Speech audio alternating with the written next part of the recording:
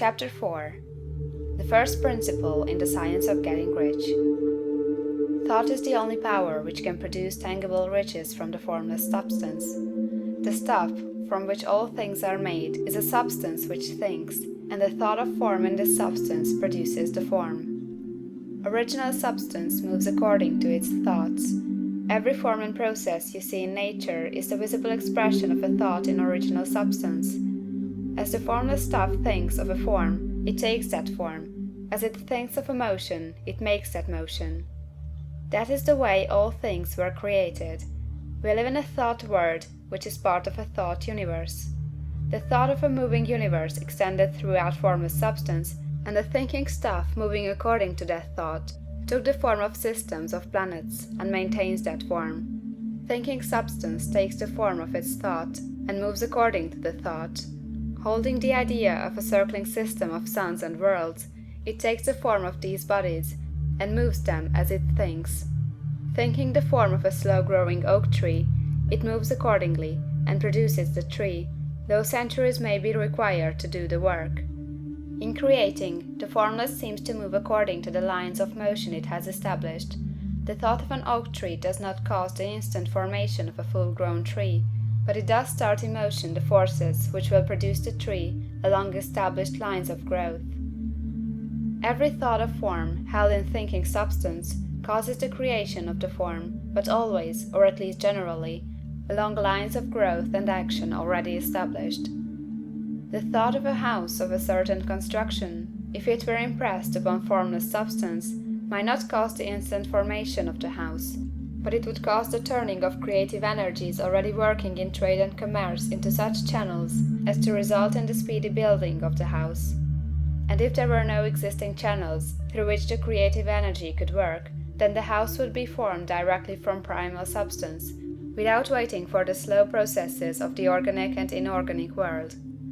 No thought of form can be impressed upon original substance without causing the creation of the form. Man is a thinking center, and can originate thought. All the forms that man fashions with his hands must first exist in his thought. He cannot shape a thing until he has thought that thing. And so far man has confined his efforts wholly to the work of his hands.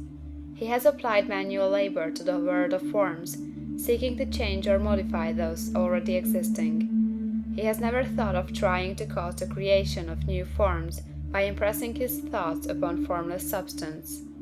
When man has a thought form, he takes material from the forms of nature, and makes an image of the form which is in his mind. He has so far made little or no effort to cooperate with formless intelligence, to work with the Father.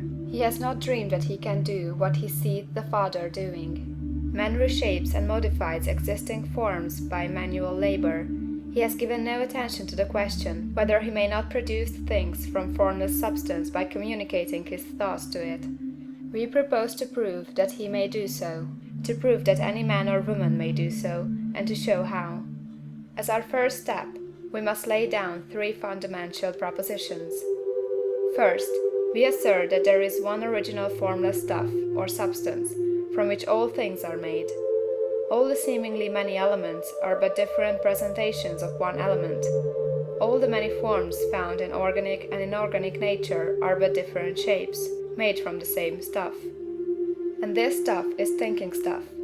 The thought held in it produces the form of the thought. Thought, in thinking substance, produces shapes. Man is a thinking center, capable of original thought. If man can communicate his thought to original thinking substance, he can cause the creation or formation of the thing he thinks about. To summarize this, there is a thinking stuff from which all things are made, and which, in its original state, permeates, penetrates, and fills the interspaces of the universe. A thought in this substance produces the thing that is imaged by the thought. Man can form things in his thought, and, by impressing his thought upon formless substance, can cause the thing he thinks about to be created. It may be asked if I can prove these statements, and without going into details, I answer that I can do so, both by logic and experience. Reasoning back from the phenomena of form and thought, I come to one original thinking substance, and reasoning forward from this thinking substance, I come to man's power to cause the formation of the thing he thinks about. And by experiment, I find the reasoning true, and this is my strongest proof. If one man who reads this book gets rich by doing what it tells him to do, that is evidence in support of my claim. But if every man who does what it tells him to do gets rich, that is positive proof until someone goes through the process and fails. The theory is true until the process fails, and this process will not fail, for every man who does exactly what this book tells him to do will get rich. I have said that men get rich by doing things in a certain way, and in order to do so, man must become able to think in a certain way. A man's way of doing things is the direct result of the way he thinks about things. To do things in a way you want to do them, you will have to acquire the ability to think the way you want to think. This is the first step toward getting rich. To think what you want to think is to think truth, regardless of appearances. Every man has the natural and inherent power to think what he wants to think, but it requires far more effort to do so than it does to think the thoughts which are suggested by appearances. To think according to appearance is easy. To think truth, regardless of appearances, is laborious, and requires the expenditure of more power than any other work man is called upon to perform. There is no labor from which most people shrink as they do from that of sustained and consecutive thought. It is the hardest work in the world.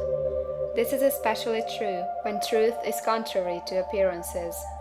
Every appearance in the visible world tends to produce a corresponding form in the mind which observes it, and this can only be prevented by holding the thought of the truth. To look upon the appearance of disease will produce the form of disease in your own mind, and ultimately in your body, unless you hold the thought of the truth, which is that there is no disease. It is only an appearance, and the reality is health. To look upon the appearances of poverty will produce corresponding forms in your own mind, unless you hold to the truth that there is no poverty, there is only abundance. To think health when surrounded by the appearances of disease, or to think riches when in the midst of appearances of poverty, requires power. But he who acquires this power becomes a mastermind. He can conquer fate. He can have what he wants. This power can only be acquired by getting hold of the basic fact which is behind all appearances, and that fact is that there is one thinking substance from which and by which all things are made. Then we must grasp the truth that every thought held in this substance becomes a form, and that man can so impress his thoughts upon it as to cause them to take form and become visible things. When we realize this, we lose all doubt and fear, for we know that we can create we want to create, we can get what we want to have, and can become what we want to be.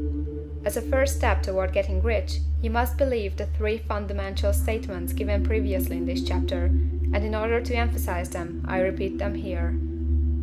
There is a thinking stuff from which all things are made, and which, in its original state, permeates, penetrates, and fills the interspaces of the universe.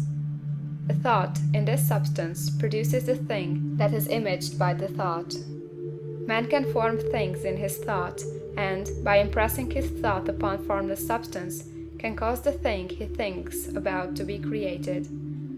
You must lay aside all other concepts of the universe than this monistic one, and you must dwell upon this until it is fixed in your mind, and has become your habitual thought. Read these creed statements over and over again, fix every word upon your memory, and meditate upon them until you firmly believe what they say. If a doubt comes to you, cast it aside as a sin. Do not listen to arguments against this idea. Do not go to churches or lectures where a contrary concept of things is taught or preached. Do not read magazines or books which teach a different idea. If you get mixed up in your faith, all your efforts will be in vain. Do not ask why these things are true, nor speculate as to how they can be true. Simply take them on trust.